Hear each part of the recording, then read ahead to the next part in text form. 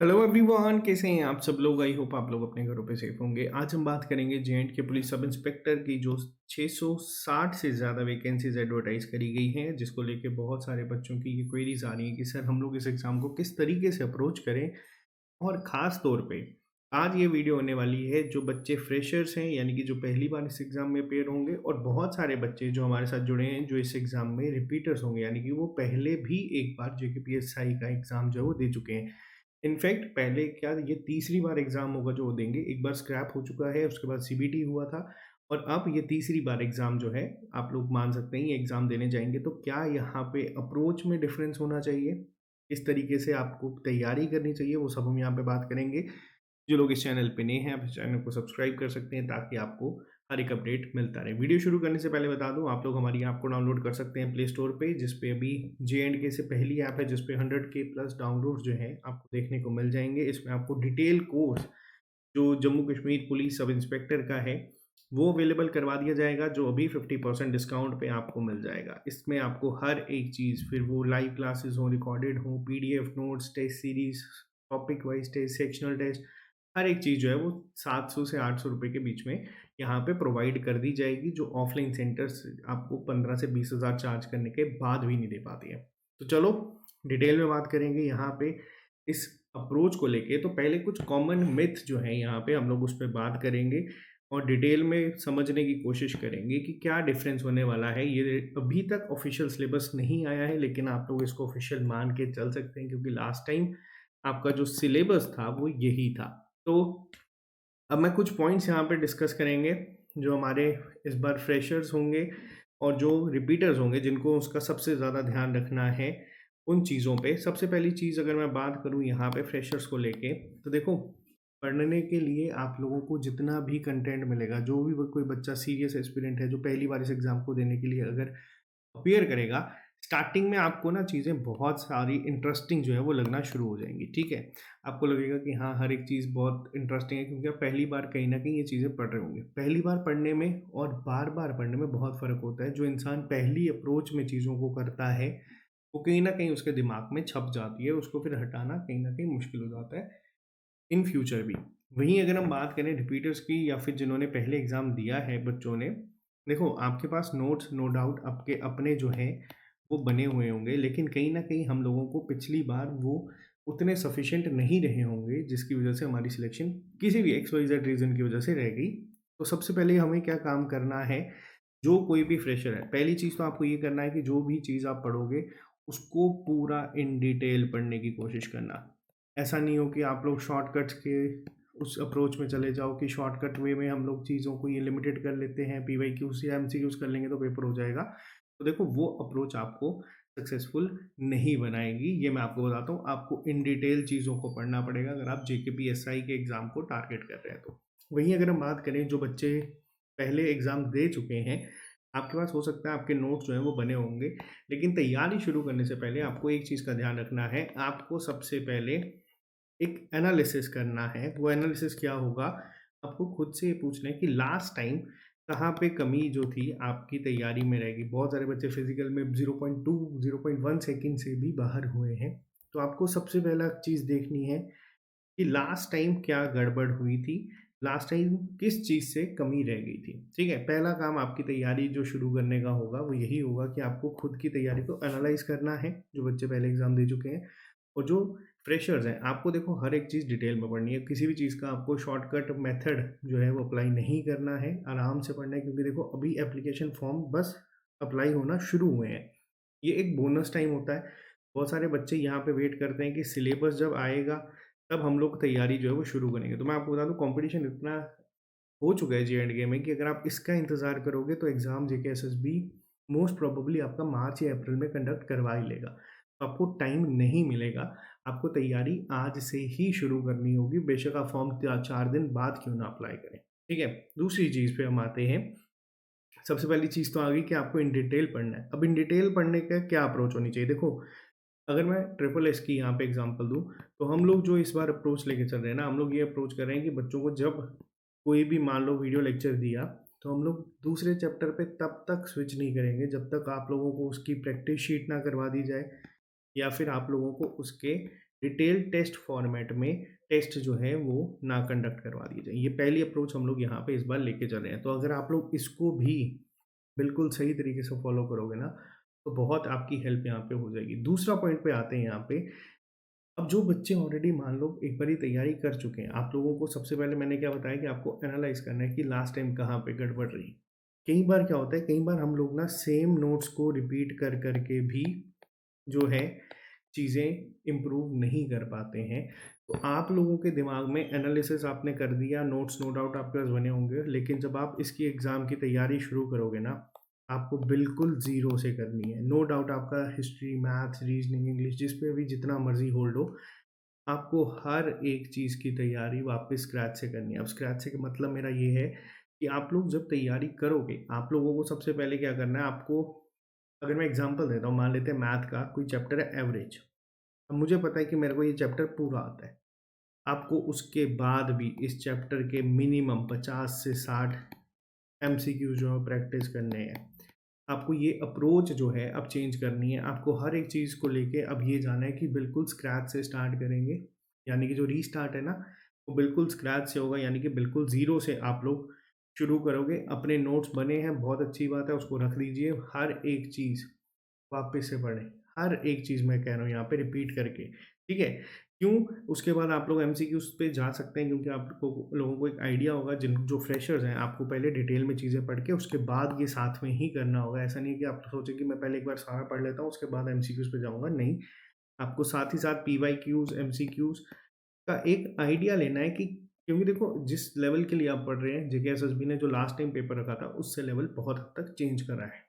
ठीक है, एसएसबी अब एग्ज़ाम में आपकी नॉलेज पे आपका एग्ज़ाम क्वालीफाई नहीं होता। ये मैं आपको बता दूँ कि आप लोगों ने कितना पढ़ा है, आपके दिमाग में कितना डेटा स्टोर है, वो आपकी सिलेक्शन नहीं करवा सकता। आपकी सिलेक्शन क्या चीज़ करवाती है, वो ये है कि एग्ज़ाम के जो 2 घंटे हैं, जो आपको एग्ज़ाम हॉल में मिलेगा। अब यहाँ पे क्या है, यहाँ पे एक एडवांटेज या फिर एक प्लस पॉइंट उनको आता है, जो बच्चे रिपीटर हैं, किस तरीके से आप लोग ऑलरेडी एक जो एग्ज़ाम हॉल का जो प्रेशर होता है ना, वो फेस करके आए हुए हो। एक से ज़्यादा बार ही आप लोगों ने ये चीज़ अपने एग्ज़ाम हॉल में जो है फेस करी है। आपको पता है कि किस तरीके से पेपर होता है, किस तरीके से सिनेरियो चेंज हो सकते हैं। वहीं ये 2 घंटे का हम लोग जितने मर्ज़ी मॉक टेस्ट दे दें, जितने मर्ज़ी ओएमआर टेस्ट करवा दें, लेकिन जो आपका एक्चुअल एग्ज़ाम का प्रेशर है ना, वो आपको एग्ज़ाम हॉल में ही पता चलता है। और मैं ये चीज़ आपको बता रहा हूँ, जेकेएसएसबी पिछले 5 से 6 एग्ज़ाम से जो अभी का ट्रेंड चल रहा है, चेंज करा है, वो ये है कि जेकेएसएसबी क्या कर रहा है, जेकेएसएसबी 1 से 2 सेक्शंस को डिफ़िकल्ट कर देता है जानबूझ के। अब देखो डिफ़िकल्ट करने का मतलब ये नहीं है कि आप लोगों ने अगर घर पे 100 में से 80 लेते हैं। सबसे लाइव एग्ज़ाम्पल अगर मैं बात करूँ जेकेबी कांस्टेबल की, अब बहुत सारे बच्चे घर पे 80s में थे, जो स्कोर कर रहे थे, 90s में स्कोर कर रहे थे। एग्ज़ाम हॉल में उनका स्कोर 80s में चला गया, 70s में चला गया, 70 वाले 60s में चले गए, 60 वाले 50s में चले गए। बट इसका मतलब ये नहीं कि आपकी परफ़ॉर्मेंस ख़राब हुई है। आप लोग जब कट ऑफ आएगा, जब रिज़ल्ट आएगा, आप लोग देख लेना, आप सभी का नाम लिस्ट में ज़रूर होगा। तो पहली चीज़ तो आपको दिमाग में ये रखनी है कि पेपर डिफ़िकल्ट आने का मतलब ये नहीं है कि आपका सिलेक्शन रुक गया। पेपर डिफ़िकल्ट आने का मतलब ये है कि आपका जो प्रेज़ेंस ऑफ माइंड है, आप उसको कितना काम रख सकते हैं एग्ज़ाम हॉल में, वो मैटर करता है। तो ये चीज़ हम लोगों को सीखनी है। अब ये इसके लिए हम लोग टेस्ट करवाते हैं, ठीक है? हम लोग मॉक टेस्ट करवाते हैं। बहुत सारे बच्चे ना घर पे हँसते-खेलते दोस्तों के साथ शेयर करते हुए ये अटेम्प्ट करते हैं। ये सब बेवकूफ़ी है। आपको अगर टेस्ट देना है तो उसको उसी अप्रोच से देना है कि जैसे वो आपका रियल एग्ज़ाम हो।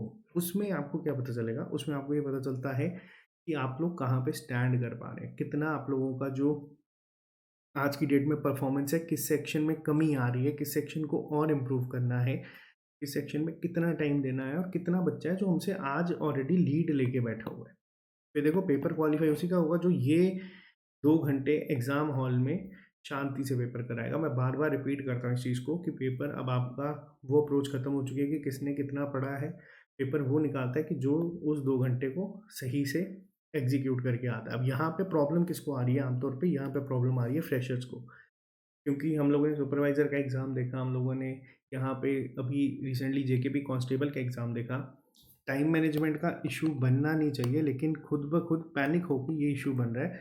तो हम लोगों को साथ ही साथ, तभी मैंने आपको बताया ना, हम लोग प्रैक्टिस शीट, टेस्ट फॉर्मेट में टेस्ट इसीलिए करवाएंगे कि आप थोड़ा सा यूज टू हो जाओ इन चीज़ों से, और रेगुलरली आपको इस पर किस तरीके से टेस्ट देना है, पेपर देना है, वो गाइडेंस मिलती रहेगी। अब यहाँ पे ये जो एडवांटेज इन बच्चों के लिए ना, कई बार ये एडवांटेज डिसएडवांटेज भी बन जाती है। क्यों? क्योंकि कई बार क्या होता है, फ्रेशर्स पे उतना एग्ज़ाम क्वालिफाई करने का प्रेशर नहीं होता जितना कि हमारे रिपीटर्स पे होता है, कि हाँ, कहीं बहुत सारे बच्चे होंगे जो भी लास्ट चांस पे होंगे, और बहुत सारे बच्चे जैसे अभी एज रिलैक्सेशन की डिमांड कर रहे हैं, ऑलरेडी अपनी एज के उस लास्ट पॉइंट पर खड़े हैं, जहाँ पे उनको ये नहीं पता कि वो एग्ज़ाम में अपेयर हो पाएंगे या नहीं, और कई सारे बच्चों के लास्ट चांस है। वही अगर कोई 22, 23, 24 साल का बच्चा पेपर दे रहा है, तो वो कहीं ना कहीं थोड़ा सा एक रिलैक्स जोन में ज़्यादा रहता है। तो ये जो एग्ज़ाम प्रेशर है ना, ये दोनों लेवल पे इक्वल ही चलता है, बट पेपर वही क्वालिफाई करेगा जो इस एग्ज़ाम प्रेशर को, देखो ये सिलेबस है, आपको मैं पढ़ा दूंगा, मैं नहीं भी पढ़ाऊंगा, आप लोग खुद पढ़ लेंगे, ठीक है। लेकिन वो जो एग्ज़ाम प्रेशर को हैंडल करना होगा, वो किस तरीके से करना है, वो आपको पॉइंट टाइम टू टाइम पूरा यहाँ पे हर एक चीज़ को मैं गाइड करूँगा, ठीक है। अब अगर मैं बात करता हूँ हमारे एंड से, ट्रिपल एस के एंड से किस तरीके से अप्रोच रहेगी यहाँ पे, और आपको जो प्रिपेयर करना है फ्रेशर्स को, एक बार मैं शॉर्ट में बता देता हूँ। सबसे पहली चीज़, आपको हर एक चीज़ को डिटेल में पढ़ना है। डिटेल में पढ़ने का मतलब ये नहीं है कि आप लोगों को सिर्फ पढ़ते ही जाना है, आपको उसकी प्रैक्टिस टाइम टू टाइम करनी है। नए टॉपिक पे शिफ्ट ही तभी करना है जब आप लोग एक चैप्टर पे पूरा होल्ड बना लें, ठीक है। टेस्ट फॉर्मेट यानी कि टाइमर के साथ आपके टेस्ट कंडक्ट करवाएंगे। पीवाईक्यूज एमसीक्यू से आपको एक आइडिया मिल जाएगा। ये सब चीज़ें आपको हम लोग प्रोवाइड करवा देंगे कि आपको एक आइडिया मिल जाएगा कि पेपर किस लेवल का आता है। एग्ज़ाम प्रेशर को हैंडल करने के लिए आपको time to time mock test देने हैं। इस बार आपको बता दूं, अभी तक कुपवाड़ा में भी हम लोग बात कर चुके हैं कि इस बार हम ओएमआर टेस्ट कुपवाड़ा में भी करवाएंगे और श्रीनगर में भी करवाएंगे। तो ये जो एक रियल टाइम एग्ज़ाम प्रेशर जो है ना, वो आपको वहाँ पे फेस करने की हम कोशिश करेंगे। जेके एसएसबी का जो रीसेंट ट्रेंड चल रहा है, जिसमें वो एक दो सेक्शंस को डिफिकल्ट कर देता है, इस बार हम लोग टेस्ट सीरीज में भी सेम चीज़ को जो है रिपीट करेंगे। और आप लोगों को सबसे बड़ी चीज़ यहाँ पे क्या है, आपको कॉन्टिन्यूसली अपने आप को एनालाइज करना है कि आप लोग कहाँ पे स्टैंड कर रहे हैं। अगर सिर्फ एक टॉपिक की ही अगर बात करूँ, अगर मैं टॉपिक का ही टेस्ट अपलोड करता हूँ, मान लो आप 10 में से 8 नंबर लेके आ रहे हैं, बट 200 से 250 बच्चा उसी टेस्ट में 10 में से 10 लेके आ रहा है, तो आपको उस टॉपिक को भी इम्प्रूव करना है। ये सेल्फ एनालिसिस आपको सबसे ज़्यादा हेल्प करेगा। अब बात करता हूँ यहाँ पे एक शॉर्ट में, जो बच्चे दोबारा पेपर देने वाले हैं, जो इसके लिए एलिजिबल हैं। सबसे पहली चीज़, आपने अगर अपने नोट्स बनाए हैं तो बहुत अच्छी बात है, आप इस नोट्स को रखें संभाल के। लेकिन इस बार हर एक सेक्शन को आपको वापस से इस अप्रोच से शुरू करना है कि आपने पहले कभी कुछ भी नहीं पढ़ा हुआ। आप लोगों को हर एक चीज़ को जो है दोबारा से पढ़ना है, सेम सोर्सेज से, और कोशिश करो कि अगर पहले समझ आई है तो बहुत अच्छी बात है। और इसके बाद आपको भी हर एक चैप्टर के, मैं रिपीट कर रहा हूँ, हर एक चैप्टर के जो स्ट्रॉन्ग है वो भी हर एक के मिनिमम 50 से 60 एमसीक्यूज प्रैक्टिस के लिए तो लगाने ही लगाने हैं, ताकि आपको एक आइडिया हो जाए कि कितना आप लोग कर रहे हैं। आप लोगों के पास एग्ज़ाम हॉल प्रेशर जो होता है उसको एक्सपीरियंस करा हुआ है, लेकिन इसको जो है डिसएडवांटेज नहीं बनने देना है। ये आपका लास्ट चांस है, तो इसको कोशिश करना है कि अपना बेस्ट दे के आएँ, क्योंकि आपके पास नॉलेज बहुत ज़्यादा है। बट मैंने आपको बताया, पेपर क्वालिफाई करने के लिए इस बार ये नॉलेज का जो है रोल नहीं रहता है, यहाँ पे आता है कि किसका दिमाग कितना शांत था एग्ज़ाम हॉल में। तो आराम से तैयारी करोगे तो पेपर क्वालिफाई ज़रूर होगा। अब मैं आपको यहाँ पे बताता हूँ कि ट्रिपल एस पे हम लोगों ने जो दिसंबर महीना है, जब आप लोगों का एक महीना फॉर्म फिल करने के लिए, जो ये दिसंबर से जनवरी है ना, इसमें हमारी क्या अप्रोच रहने वाली है। मैंने सबसे पहले हम लोगों की अगर बात करें तो हम लोगों ने जो सबसे इंपॉर्टेंट टॉपिक है, जिसमें बच्चा लास्ट में कंफ्यूज हो जाता है, इसको हम लोगों ने सबसे पहले जो है करा है आपको एक ईयरली राउंड अप, जिसमें कि 2024 के जितने भी इम्पोर्टेंट नेशनल, इंटरनेशनल और जे एंड के करंट अफेयर्स थे, वो कंपाइल्ड वे में प्रोवाइड कर दिए पीडीएफ के साथ, और उसके लेक्चर्स आपके चल रहे हैं, ठीक है। 7 से 8 क्वेश्चंस की सीधा सीधा लीड यहाँ से आपको मिल जाती है। इसके अलावा जो दूसरा डिफिकल्ट टॉपिक आता है बच्चों को कई बार, वो आता है इन्वायरमेंट, इकोलॉजी, क्लाइमेट चेंज। इसकी आपकी लाइव क्लास जो है वो रोज़ रात को 9 बजे ऐप पे चलती है, ठीक है। इसके साथ साथ अभी हम लोग कर रहे हैं वो सेक्शन जो one of the most scoring section थी पिछले एग्जाम में, वो आपका लॉजिकल रीजनिंग या फिर जनरल मेंटल एबिलिटी। इसको हम कर रहे हैं लाइव क्लासेस की फॉर्म में। अब लाइव क्लासेस किस तरीके से हो रही है, जैसे अभी पहले चैप्टर की बात करें तो ब्लड रिलेशन आपको पढ़ाया गया है, आज आप लोगों को एक 50 एमसीक्यू तक की प्रैक्टिस शीट जो है वो प्रोवाइड कर दी गई है। और कल आप लोगों को नया चैप्टर शुरू करने से पहले सुबह के टाइम पे आप लोगों को क्या होगा, आपको मिलेंगे इसके टेस्ट फॉर्मेट में, जिसमें आपके ऊपर एक टाइमर चलता रहेगा कि क्या आप टाइम बाउंड मैनर पे तैयारी कर पा रहे हैं या नहीं कर पा रहे हैं, ठीक है। इसके अलावा जनरल इंग्लिश के भी आपको चल रहे हैं बेसिक रूल्स, आपको सिर्फ पढ़ाए जा रहे हैं, लेकिन इसमें भी अगले चैप्टर पे जाने से पहले हम लोग कोशिश करेंगे कि 200 से 300 हर एक टॉपिक के आपको PYQs जो है यहाँ पे कवर करवा दिया जाए, ताकि आपको एक लेवल पता चले कि पेपर में क्या चल रहा है, रिसेंट का भी और पुराने का भी, ठीक है। इसके बाद अभी आप लोगों का जैसे करंट इवेंट खत्म होगा, आपका हिस्ट्री ऑफ इंडिया यानी कि इंडियन नेशनल मूवमेंट शुरू होगा, सेम किस अप्रोच में जैसे मैंने आपको करंट अफेयर्स करवाए हैं। और उसी के ठीक बाद जनरल इन्वायरमेंट इकोलॉजी के बाद आपका शुरू होगा वर्ल्ड जियोग्राफी। इस बार आप लोगों का जो मैथ का कंपोनेंट है वो मैं खुद आपको यहाँ पे कवर करवाऊंगा, जो आपका बहुत जल्द ही यहाँ पे शुरू हो जाएगा। तो बाकी कंपोनेंट्स भी हम लोगों के सीक्वेंस में चलते रहेंगे, लेकिन आप लोगों का हमारा कोशिश ये है कि जैसे अगर 14 कंपोनेंट है, कम से कम भी हम लोग इसी एक महीने में 6 से 7 ऐसे कंपोनेंट्स को कवर कर लें कि अगर कल को JKSSC सिलेबस को चेंज भी करता है, तब भी हम लोग एक एडवांटेज और एक लीड बाकियों से लेके रखें, क्योंकि ये कुछ ऐसे टॉपिक्स हैं जो आपको पेपर में देखने को मिलेंगे ही मिलेंगे। कंप्यूटर शुरू होगा, उसके बाद ये भी मैं शायद आपको मैं ही कवर करवाऊंगा, ठीक है। तो इस बार भी हम लोग जो लास्ट टाइम बच्चे हमसे पढ़ के गए थे कंप्यूटर GK, सब बच्चे 50 में से अगर मैं तकरीबन बात करूं तो 40+ स्कोर करके आए हैं। हाँ, पेपर में 2 सेक्शंस डिफिकल्ट हुई हैं, बट वो बच्चे ज़रूर सिलेक्शन लिस्ट में होंगे, इतनी मैं अभी भी गारंटी ले सकता हूँ। तो यहाँ पे ये एक इम्पॉर्टेंट वीडियो थी उस हर एक फ्रेशर के लिए जिसका एक सपना है कि हमें 2 स्टार मिले, और उस हर एक बच्चे को जो रिपीट कर रहा है और जिसका ये सपना है कि अगर उसके लास्ट अटेम्प्ट भी है तो उसको भी ये चीज़ मिले। तो कंपटीशन देखो, आपको बता दूँ, यहाँ पे इन दोनों के बीच में नहीं है, ठीक है। आपका कंपटीशन इनके बीच में नहीं है, आपका कंपटीशन सिर्फ और सिर्फ खुद के साथ है, ठीक है। ये चीज़ जो है आप लोग बस एक चीज़ ना अपने दिमाग में रखना, आपका कंपटीशन आप खुद हैं।